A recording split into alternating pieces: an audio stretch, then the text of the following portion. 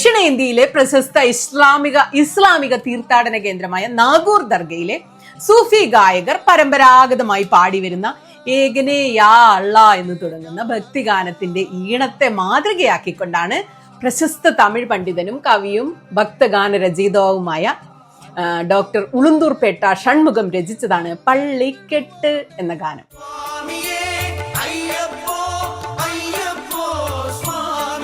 ജാതിമത വ്യത്യാസമില്ലാതെ തീർത്ഥാടക സംഘങ്ങളുടെ തിരക്ക് എപ്പോഴുമുള്ള നാഗൂർ ദർഗയിൽ പതിറ്റാണ്ടുകളായി മുഴങ്ങിക്കേൾക്കുന്ന ഗാനത്തിന്റെ ഈണത്തിൽ ആകൃഷ്ടനായിട്ടാണ് ജാതിമത വ്യത്യാസമില്ലാതെ അയ്യപ്പ ഭക്തർ എത്തിച്ചേരുന്ന ശബരിമലയ്ക്ക് വേണ്ടി ഇതേ ഈണത്തിൽ ഒരു ഗാനം രചിക്കാൻ ഷൺമുഖം തീരുമാനിച്ചെന്ന് വെച്ചാൽ ശബരിമല പാട്ടാണ് പാരഡി.